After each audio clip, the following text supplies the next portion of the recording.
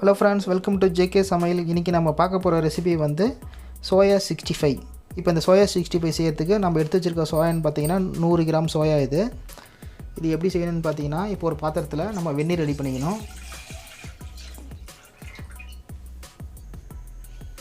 இப்போ இந்த தண்ணில ஒரு 1/4 ஸ்பூன் அளவுக்கு salt சேர்த்துக்கங்க. இப்போ தண்ணி நல்லா கொதிக்கிட்டோம். இப்போ அந்த சுடு தண்ணில வந்து நம்ம எடுத்து வச்சிருக்க இந்த சோயாவை சேர்த்துருங்க.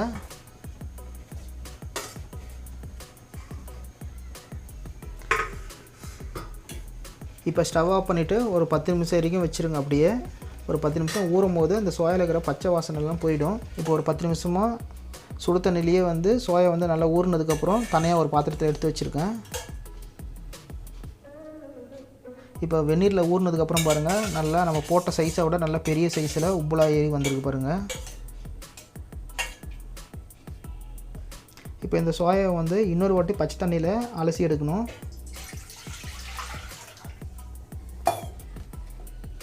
இப்போ இந்த பச்சை தண்ணியில் இந்த சோயாவை ஃபுல்லாக சேர்த்துருங்க.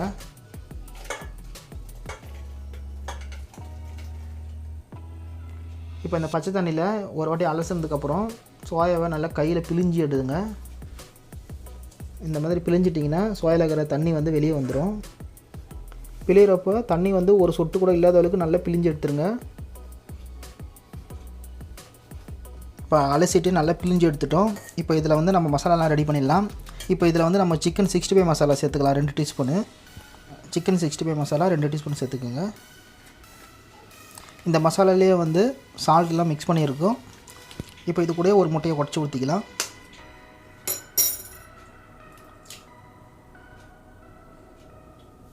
அடுத்தது இஞ்சி பூண்டு பேஸ்ட் வந்து 1 டீஸ்பூன் சேர்த்துக்கலாம். அடுத்தது கார்ன்ஃப்ளவர் மாவு வந்து 2 டீஸ்பூன் சேர்த்துக்கலாம். கரம் மசாலா வந்து 1/2 டீஸ்பூன் சேர்த்துக்கலாம்.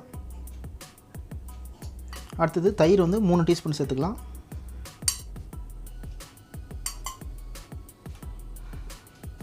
கடைசியாக வந்து இதில் வந்து காஷ்மீர் மிளகாய் தூள் வந்து 1 டீஸ்பூன் சேர்த்துக்கலாம். இதில் நான் சால்ட்டு சேர்க்கலை, ஏன்னா நம்ம போட்டிருக்க சிக்கன் 65 மசாலாலேயே வந்து சால்ட் ஆல்ரெடி மிக்ஸ் பண்ணி தான் இருக்கும். அதனால் நான் சால்ட்டு போடலை. சில மசாலா சிக்கன் 65 மசாலா வந்து சால்ட் மிக்ஸ் பண்ணாமல் இருப்பாங்க. அந்தமாரி இருந்துச்சுன்னா நீங்கள் சால்ட் ஆட் பண்ணிக்கோங்க. இப்போ இது வரைக்கும் நல்லா மிக்ஸ் பண்ணிவிடுங்க.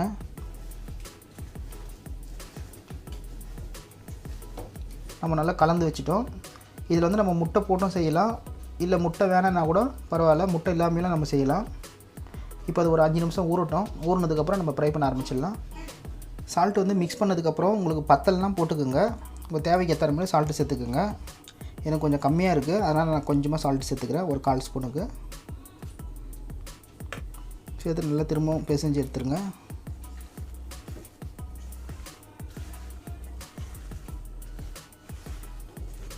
இப்போ சோயா 65 ரெடி பண்ணுறதுக்கு பேனில் ஆயில் போதுமான அளவுக்கு சேர்த்து நல்லா ஹீட் பண்ணி வச்சுருக்கோம். இப்போ இதில் ஒரு சோயா பீஸாக சேர்த்துடலாம்.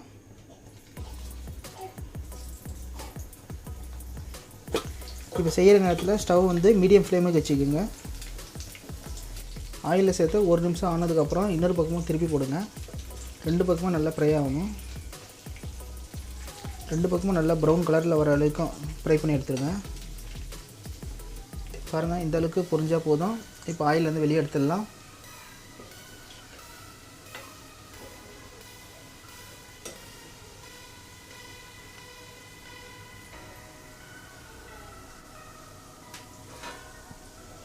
இப்போ இருந்த சோயா வந்து எல்லாத்தையும் வந்து நம்ம 65 ரெடி பண்ணிட்டோம். அடுத்தது இந்த ஆயிலே வந்து 2 கொத்த கருவேப்பிலையும் ஃப்ரை பண்ணிக்கலாம்.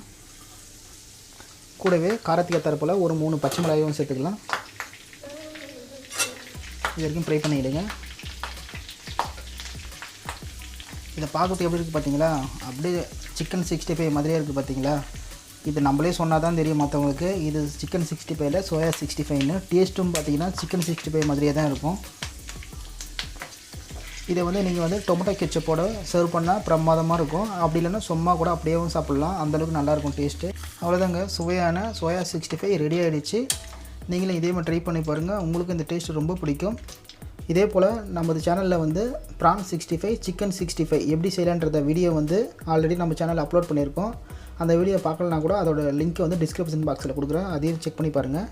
இந்த ரெசிபி பிடிச்சிருந்தா இந்த ரெசிபியை லைக் பண்ணிவிட்டு ஷேர் பண்ணிவிடுங்க. அது மட்டும் இல்லாமல் நமது ஜிகே சமையல் சேனலை இதுவரைக்கும் நீங்கள் சப்ஸ்கிரைப் பண்ணாமல் இருந்தீங்கன்னா மறக்காமல் சப்ஸ்கிரைப் பண்ணிவிட்டு கூட வரும் பெல் பட்டனையும் ஆல் அண்ட் ஆப்ஷனை செட் பண்ணி வச்சிட்டிங்கன்னா இது போன்ற வீடியோக்களை ஒன்று விடாமல் நீங்கள் தவறாமல் பார்க்கலாம்.